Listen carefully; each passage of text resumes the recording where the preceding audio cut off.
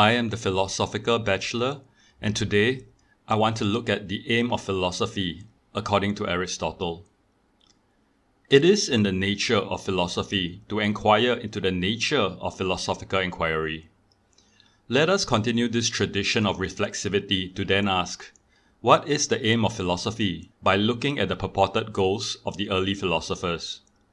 One of the reasons we continue to study works of philosophers of antiquity is because the questions they asked remain relevant. We are still asking the same questions today. But why did they ask these questions? What were they trying to achieve? What better place to search for the aim of a field of study than its very beginnings? While early approaches in philosophy may seem, in the light of today's advancements, to have oversimplified the problems they attempted to tackle and underdeveloped their arguments given their limited knowledge, this precise naivete is what makes their purported aims clear and pure, uncomplicated by the greater learning and pressures later thinkers have to grapple with. Yet in an attempt to articulate the goals of these early philosophers, we cannot simply go to the earliest one on record, Thales, and interrogate what he did as a basis to express what the aim of philosophy is. Firstly, we do not know what he did and taught, except in what little information had remained. The earliest thoughts and teachings were transmitted orally, and many of the earliest philosophers did not write anything down. Even for those who did, much was lost, such that all we have today are fragments or secondary accounts, or fragments in secondary accounts. However, even if we knew more about each individual thinker, it may not help us understand what their aims were as a collective. The early Western philosophers of antiquity, who have been collectively termed the Pre-Socratic Philosophers, were a loose grouping scattered across the vast reaches of the Greek Empire and across time spanning centuries. To even call them philosophers is anachronistic, since the understanding of what the term philosophy even meant came only later. They did not refer to themselves as philosophers, as far as we know, and the appellation was given to them by later thinkers. To examine what this curious group of people were doing, and why, despite the separations in space and time, could be considered a collective, we will need a perspective that has sufficient distance to analyze their thought and sufficient insight to draw a line connecting them. For this we turn to Aristotle, the great systemizer of philosophy, who was also the first historian of philosophy. Born several centuries after the earliest philosophers, he begins his work, Metaphysics, by reflecting on the journey of mankind's search for wisdom up to his time, to understand where he stood in the history of ideas, what remained to be done, who and what their ideas were that he was responding to. He surmises, "For it is owing to their wonder that men both now begin and at first began to philosophize. They wondered originally at the obvious difficulties, then advanced little by little and stated difficulties about the greater matters, example, about the phenomena of the moon and those of the sun and of the stars and about the genesis of the universe. And a man who is puzzled and wonders thinks himself ignorant, whence even the lover of myth is in a sense a lover of wisdom, for the myth is composed of wonders. Therefore, since they philosophized in order to escape from ignorance, evidently they were pursuing science in order to know, and not for any utilitarian end. And this is confirmed by the facts, for it was when almost all the necessities of life and the things that make for comfort and recreation had been secured, that such knowledge began to be sought. Evidently then, we do not seek it for the sake of any other advantage, but as the man is free, we say, who exists for his own sake, and not for another's, so we pursue this as the only free science, for it alone exists for its own sake." I will analyze this quote bit by bit. Aristotle writes, "For it is owing to their wonder that men both now begin and at first began to philosophize." It may be hard to imagine now, but there existed a time before philosophy. But was there really a time when people did not wonder about things? What does wonder even mean? I recall the feeling I had as a toddler, looking at a spinning top and wondering what sort of magic it was, this amazing thing weaving in front of me. Imagine a person transported from 1,000 years before and the kind of amazement they might feel when they see tall buildings, a television, escalators, planes, cars, or even an umbrella. That is the wonder Aristotle is talking about. Now imagine primitive people, even more ancient than the ancient Greeks. Such individuals will wonder about many things they encounter: trees, tigers, their own bodies, their offspring, other people, pain, sounds, birds, grass, leaves, water. How do we know that? Because we marvel at the same things today. Aristotle continues. They wondered originally at the obvious difficulties, then advanced little by little and stated difficulties about the greater matters. Example, about the phenomena of the moon and those of the sun and of the stars, and about the genesis of the universe. This primitive person will first be thinking about how to overcome their immediate problems. They need food and water. They suffer from pain, the cold, and the heat. As they come up with solutions for these, such as hunting, finding a river, clothing, and fire, their minds can then be freed from these immediate problems to think about other less pressing things, and finally they would arrive at the big questions, from the nature of the heavens to the grand mysteries of life. Aristotle continues. And a man who is puzzled and wonders thinks himself ignorant, whence even the lover of myth is in a sense a lover of wisdom, for the myth is composed of wonders. Therefore, since they philosophized in order to escape from ignorance. If a person wonders about something and is puzzled by it, it means that they do not know about it, about how it works, about what is it for, or what to do with it. I press a switch on the wall and the lights come on. If I am not completely used to it yet, I might wonder to myself, how did that happen? If I am interested enough, curious enough, I might try to find out. But first, I must realize I do not know, that I am ignorant, and then be awed enough by it to try to find out. Aristotle uses the word wonder to convey this sense of amazement combined with curiosity. But how do I find out? Remember, he lived in the 4th century before Christ. By Aristotle's era, there were already other thinkers though. In his time in school, he would have been exposed to the poetry of Homer and Hesiod, which he would have studied. These were poems, epic tales of adventures with powerful heroes and strange gods. Prior to the advent of philosophy, the Greek world understood the world through myths. Yet why do myth-tellers such as Homer and Hesiod, who were thoroughly studied by young Greek citizens in school, not qualify as philosophers? After all, according to Aristotle, one reason why philosophy arose was in order to escape from ignorance. Myths too play a role in helping people understand their world, albeit through exposed explanations of divine origins with grand narratives. Dissatisfaction with such stories, which have no ability to predict novel occurrences but can explain everything after they happen, began to arise. Xenophanes attacked the mythical tradition on two fronts. The gods were immoral. Homer and Hesiod have attributed to the gods everything that is a shame and reproach among men, stealing and committing adultery and deceiving each other, he observes. They were also anthropomorphic, resembling human beings from their bodies down to their temperaments. The Ethiopians say that their gods are snub-nosed and black, and the Thracians that theirs have light blue eyes and red hair, he writes. But if cattle and horses or lions had hands, or were able to draw with their hands and do the works that men can do, horses would draw the forms of the gods like horses, and cattle like cattle, and they would make their bodies such as they each had themselves. Yet he did not outright reject the notion of gods. He instead sought to purify the concept of the divine, to be in no way similar to mortals either in body or in thought. Religious views were changing. There was a gradual but palpable shift towards a more rational basis in understanding the world. Such a shift to use our reason, logos, instead of simply believing in stories, marks the beginning of philosophy. This use of our intellectual faculty to reason and search for the truth is what distinguishes the philosophers from other thinkers, such as tellers of stories. Aristotle continues. Evidently they were pursuing science in order to know, and not for any utilitarian end. What was it that they wanted to know? What does it mean that we know something? In the prior chapter, Aristotle talks about two craftsmen, a master worker and a manual worker. While the manual worker may be good in his craft, say to produce a nice table, what puts the master worker above him is that the master worker knows the why and the cause. So say the manual worker can produce mechanically a run-of-the-mill table like those from IKEA.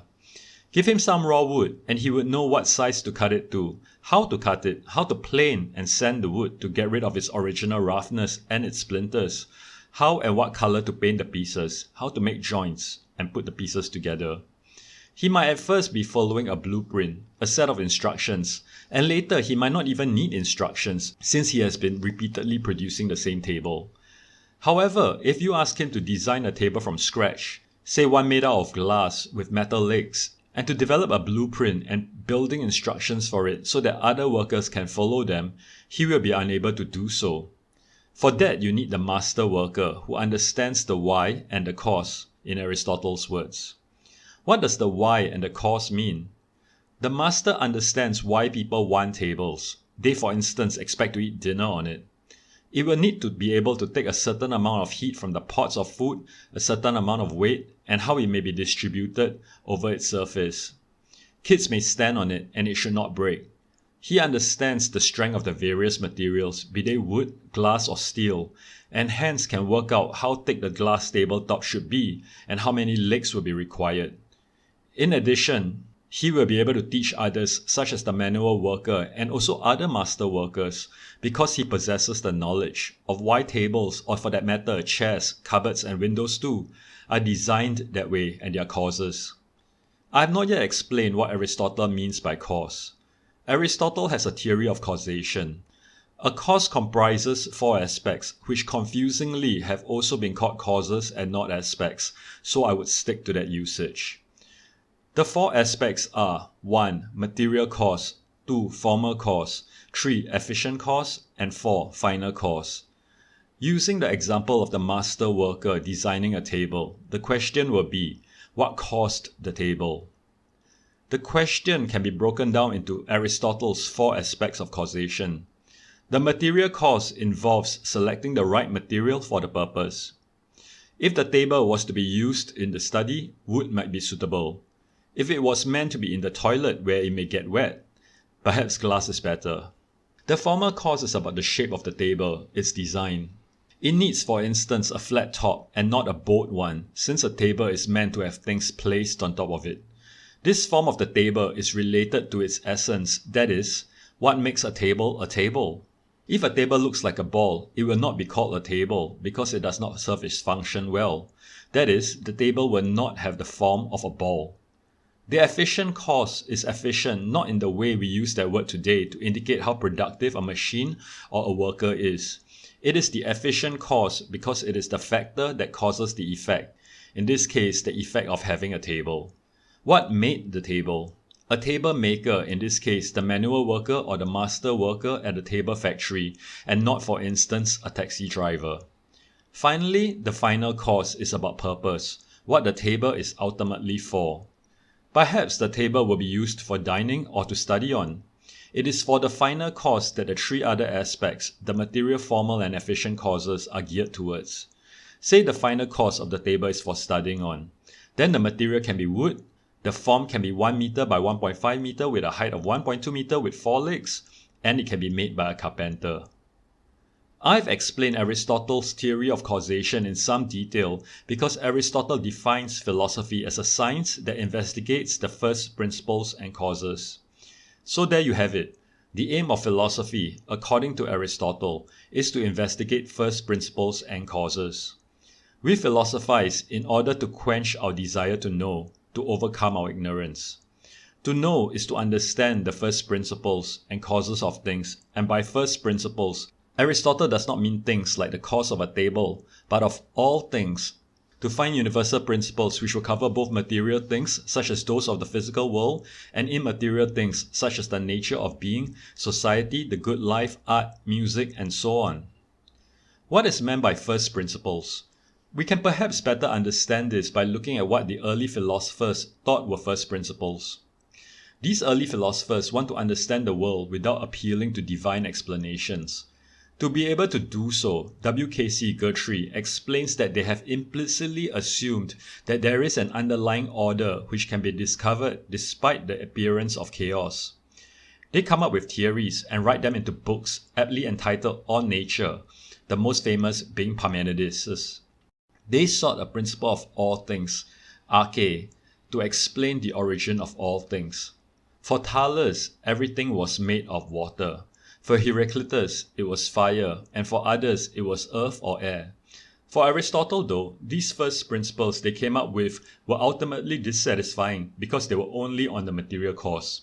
Others, like Empedocles, talked about love and strife as the first principles to explain how things came about.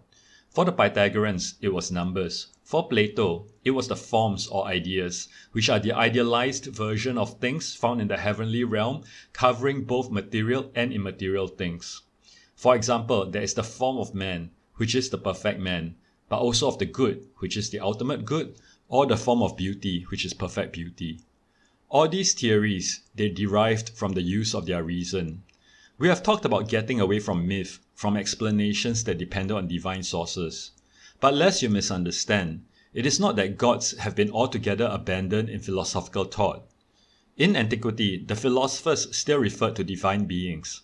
Parmenides, in his only extant work on nature, which only fragments remain, spins a short but wonderful tale of how he arrived at his knowledge. He was whisked away by the daughters of the sun on horse carriage to a temple of a goddess.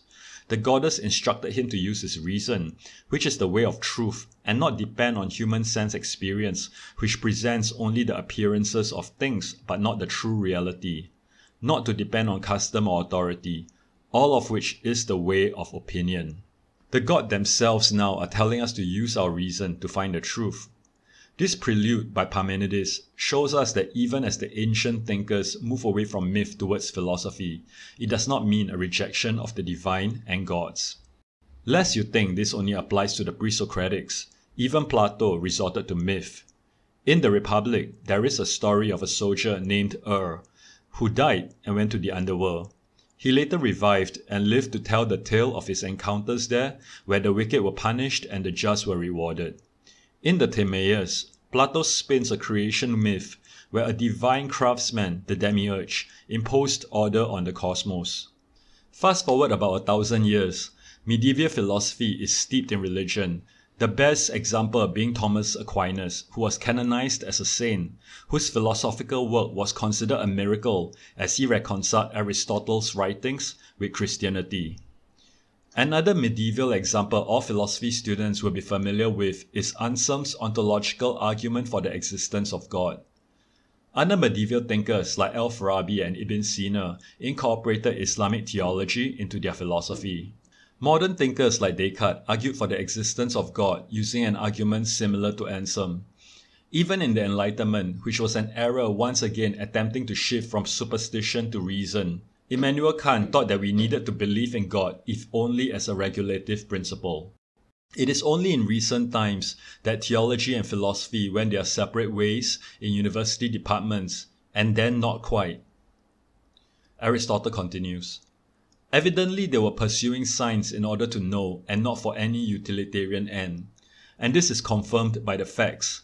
For it was when almost all the necessities of life and the things that make for comfort and recreation had been secured that such knowledge began to be sought.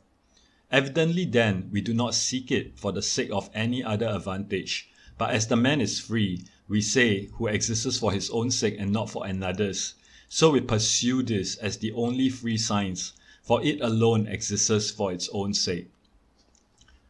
Aristotle sees philosophy as a practice done for its own sake and not for any practical purpose.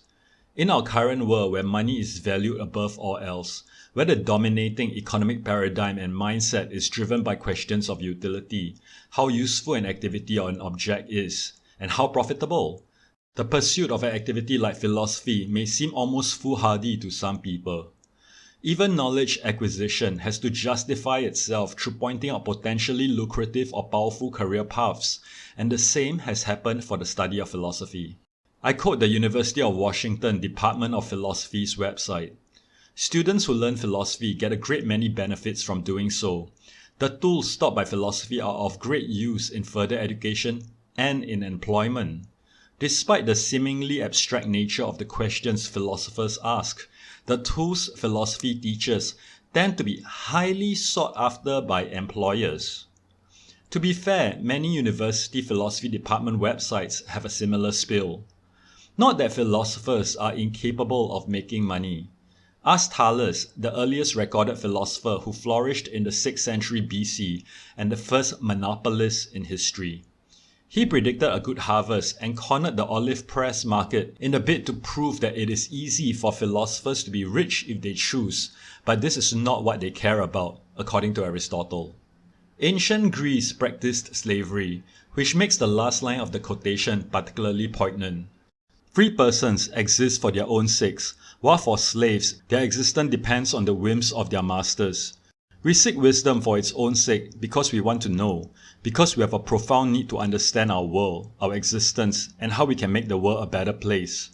We are not enslaved to anything or anyone such that we have to seek knowledge for their sake. Or are we? For many of the most fundamental questions that concerns mankind, including our freedom and purpose, we have been asking them since antiquity and are still asking them today. What is the meaning of life? Why is there something rather than nothing? What is justice? What is love? How can we organize ourselves to get the best society? Do we have an immaterial and immortal soul? Earlier, I have singled out the Department of Philosophy of the University of Washington for criticism. To balance the skills and do them justice, I will give them the last word in this essay on the aim of philosophy. Its website also talks about the most important reason to study philosophy, which means that the monetary reasons it earlier gave were lesser ones. I quote, "The most important reason to study philosophy is that it is of enormous and enduring interest. All of us have to answer, for ourselves, the questions asked by philosophers." Thank you. If you wish to support the Philosophical Bachelor, you can do so at worldwideweb.patreon.com/philosophicalbachelor.